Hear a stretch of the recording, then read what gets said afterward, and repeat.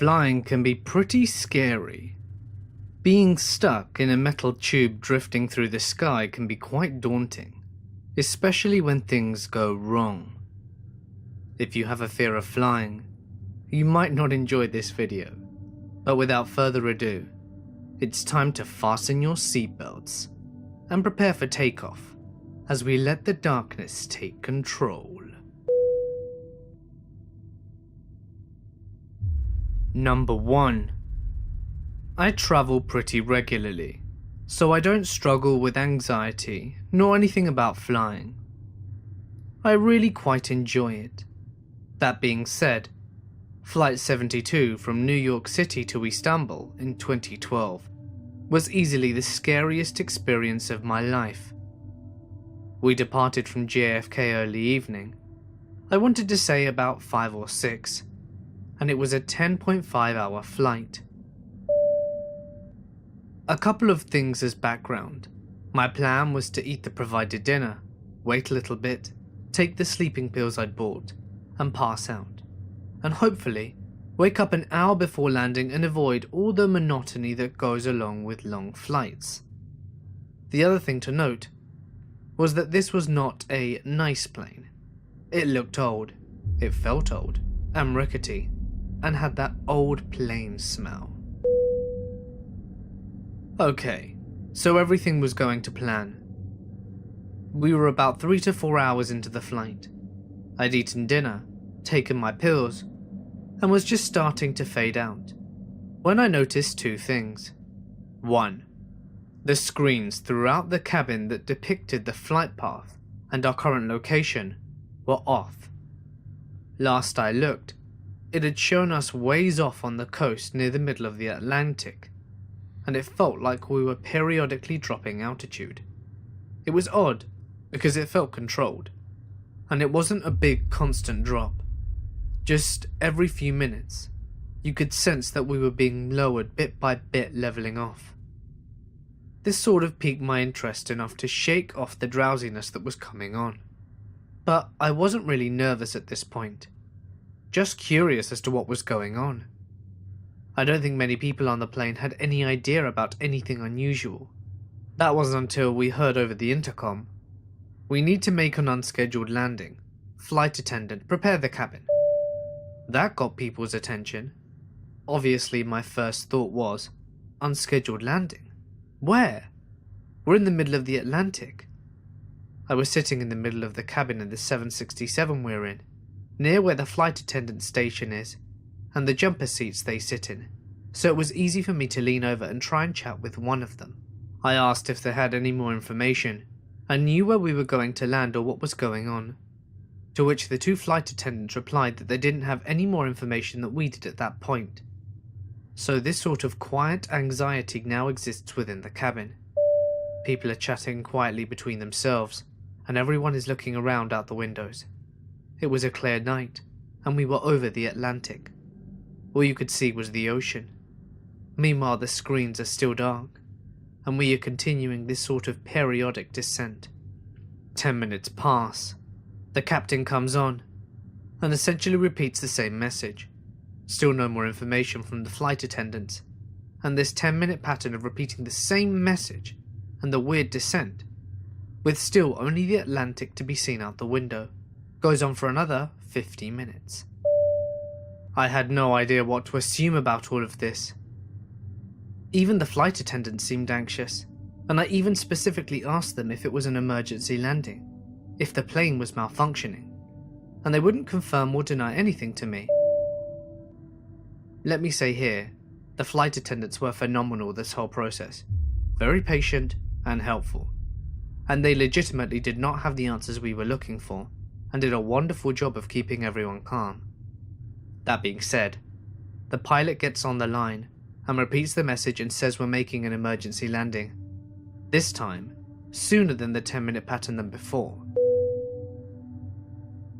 At this point, we couldn't have been more than a few thousand feet above the Atlantic, as our descent had continued this whole time.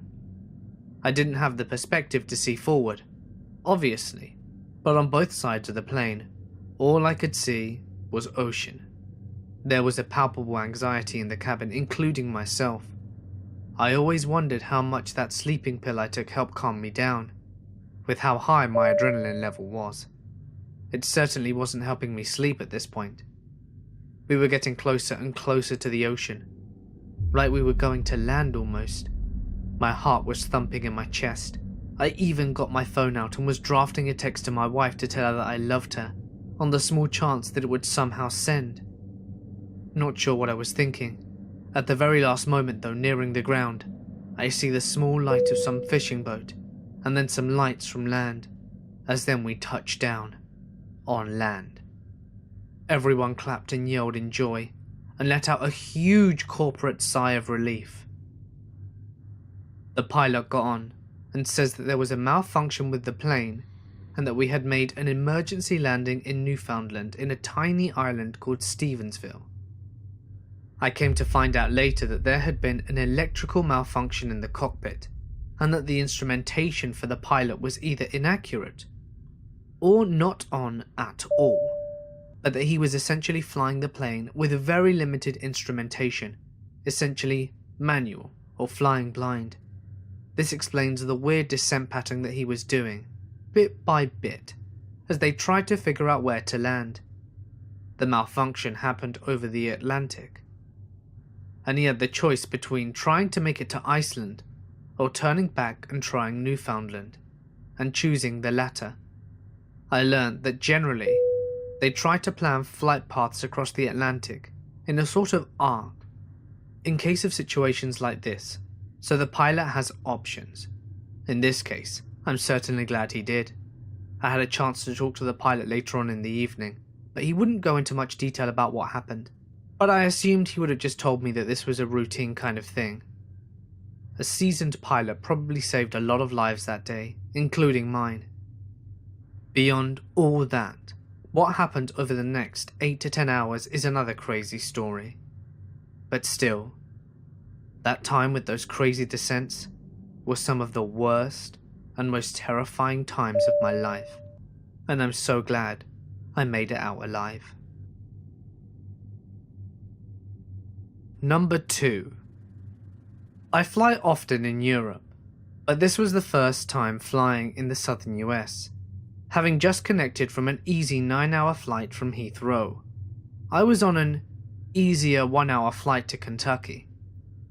The coffee cart had just passed my row when we dropped so far and so fast, I thought I saw tunnels of coffee from all over the rows ahead of me, flying up towards me and hitting the ceiling of the aircraft. What followed was the worst roller coaster ride ever. The coffee cart was flying back, air hostesses gripping the seat, me gripping the passenger next to me. When it evened out, the pilot announced shakily, "Sorry about that, folks, no idea where that came from, more information soon."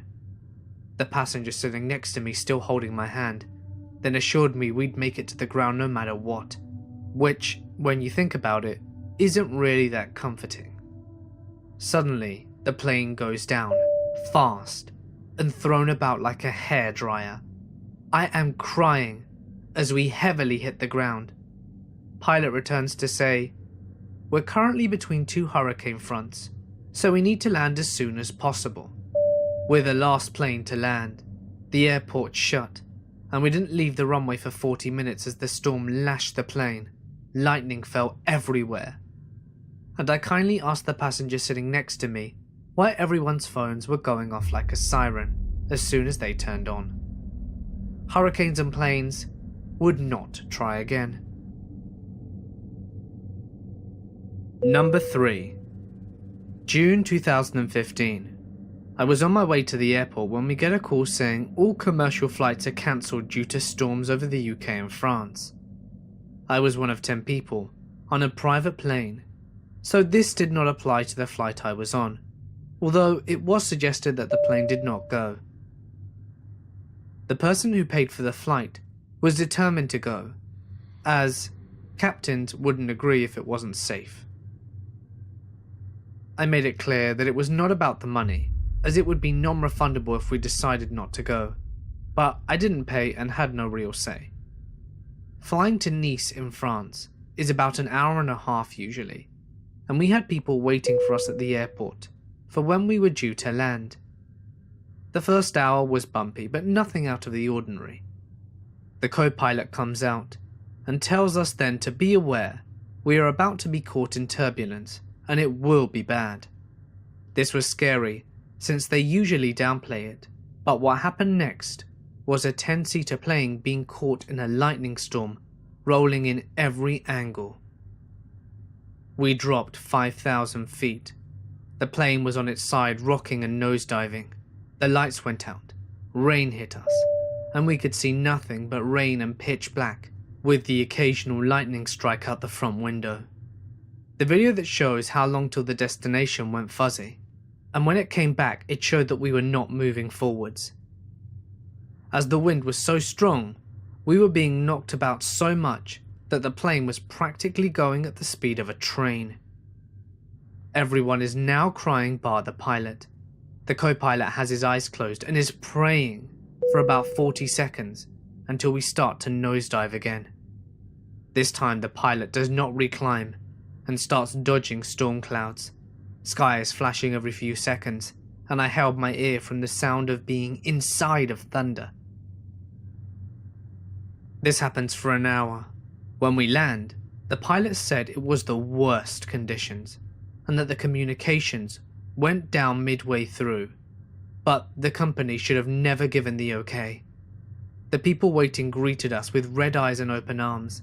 The signal was lost for so long, and conditions were so bad, they were informed that our plane went missing, and that since going off the radar, ground control, and whoever else had basically sent out warnings indicating the worst.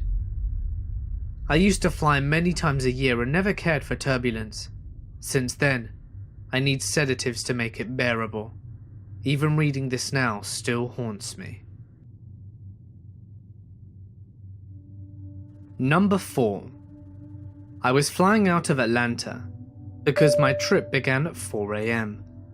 I pulled an all-nighter and had been up for well over 24 hours by the time. I was looking forward to getting a couple of hours sleep on board. The gods decide to spit on my plans. Approaching the jetway, my boarding pass scans, beeps once instead of twice, and a slip of paper comes out the scanner. I have a new seat assignment. Cool. No, this would turn out to be very not cool. I get to my seat and there's barely any space left in the overhead. I can't fit my carry-on up there, and my attendant comes to inform me that my bag will have to be left behind in Atlanta and be shipped to me later on. Then a gentleman, a seat back, speaks up and points to space in another overhead. My bag fits. Day saved. I sit down, and in a few minutes or so the plane begins to back away from the runway. At this precise moment, the guy across the aisle from me vomits explosively 3 times. It hits him, the 2 people on either side of him, and the row in front of him for good measure. Everyone around freaks out and starts spamming the call attendant buttons. They shout back that since the airplane has now begun to taxi, nothing can be done until we've reached cruising altitude. The spamming continues, and finally one of the attendants decides to see what everyone is flipping unholy shit about. She walks back, gets one look, and utters, "Oh my god." Across the aisle from this, myself at the window seat and the guy next to me, aisle seat, just had our noses buried in the collars of our coats, trying not to throw up at the point the smell has wafted through the cabin, and we hear a chorus of other people beginning to retch and heave in response. There's nothing for it. The unfortunate puke brigade can't get out of their seats until we reach cruising altitude, so the flight attendant, backed up by a second, try to do what they can until that point. Finally, once we reach cruising, all of them flee to the bathrooms, and the cleanup begins.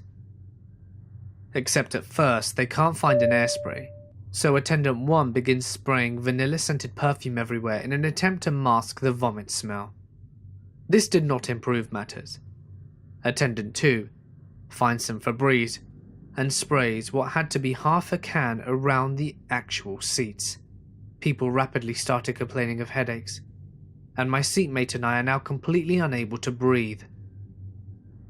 Attendant 1 has started biohazard cleanup at this point, sprinkling puke dust everywhere to contain the mess, since it can't be cleaned up fully in midair. During this, Attendant 2 catches on that Febreze is killing everyone, so he goes and gets a bag of coffee grounds, which finally remedies the situation.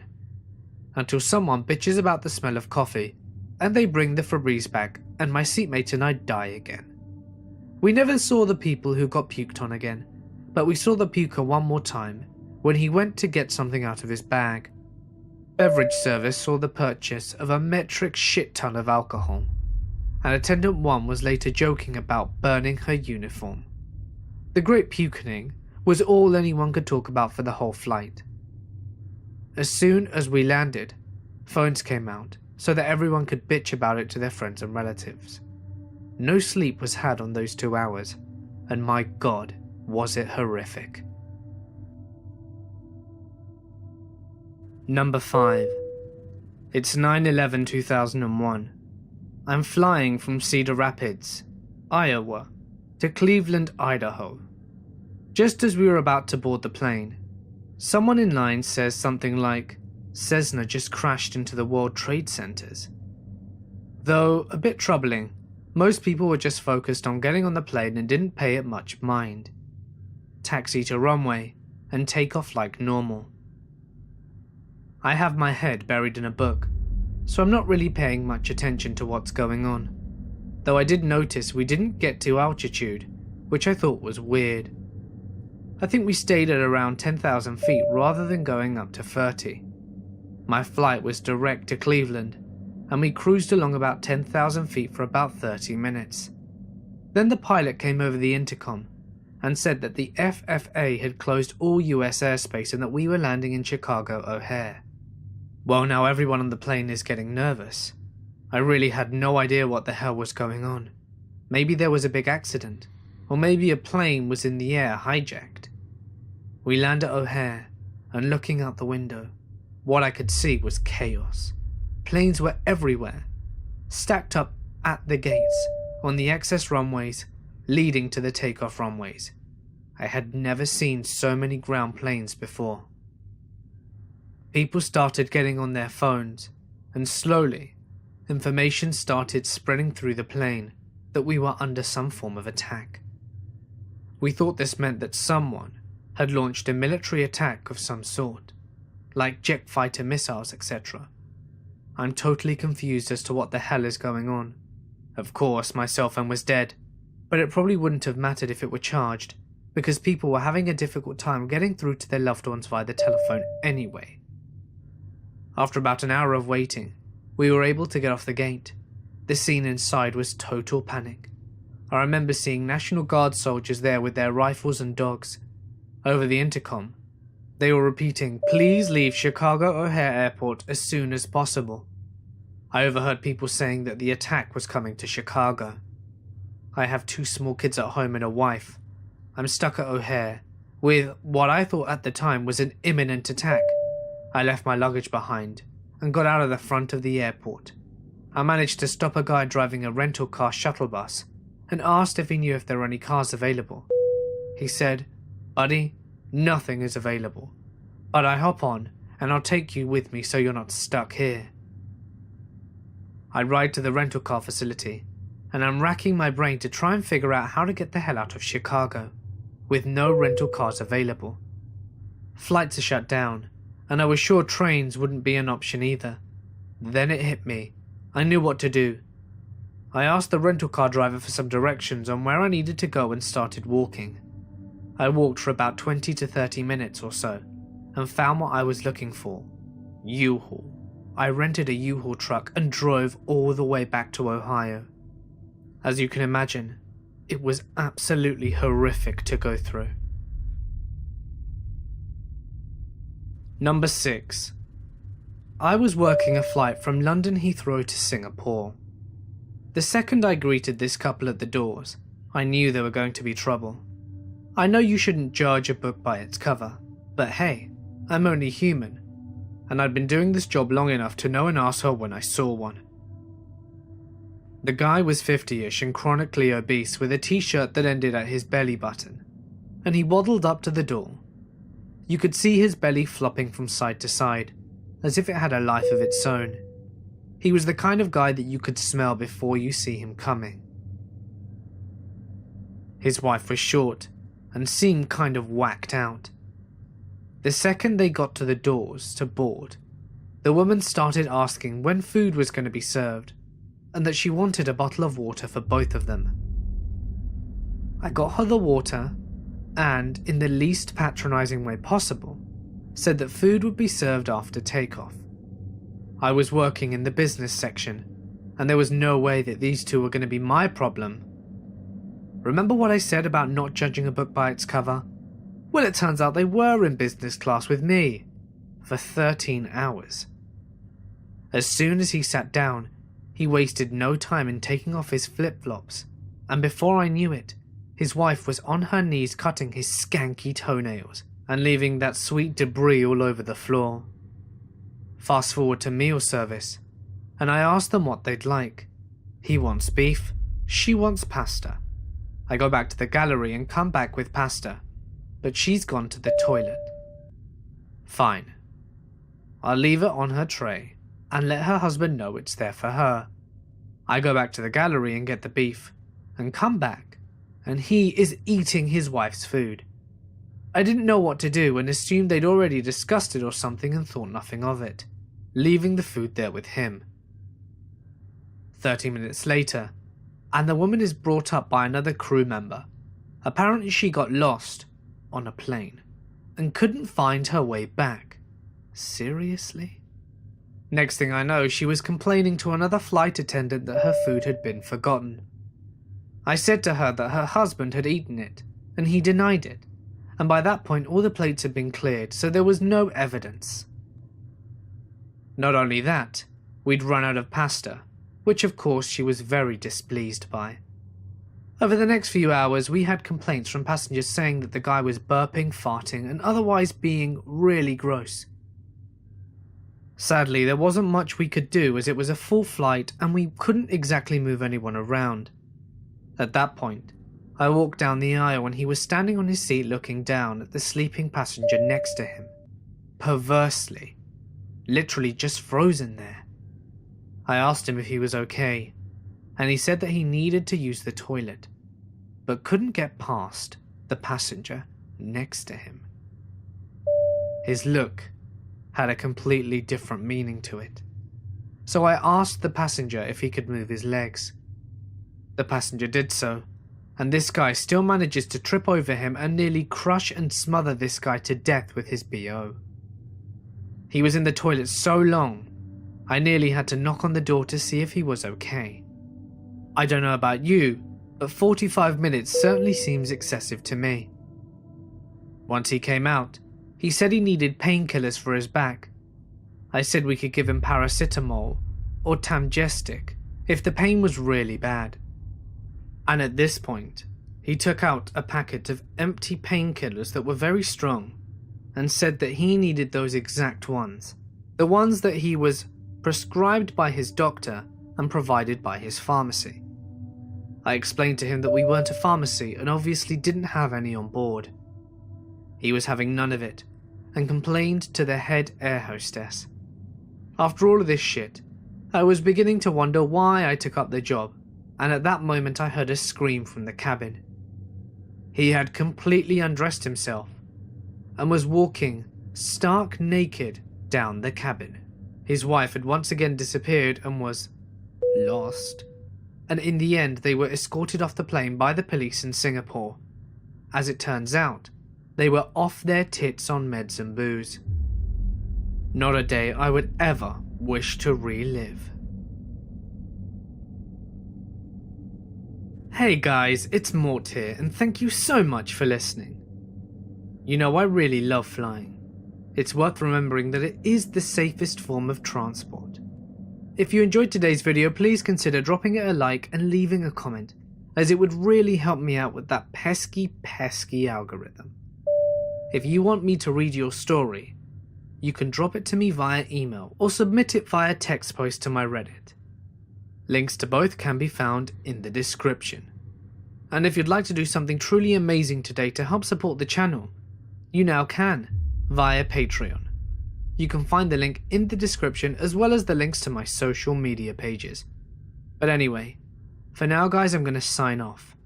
Stay awesome, and I'll see you in the next one.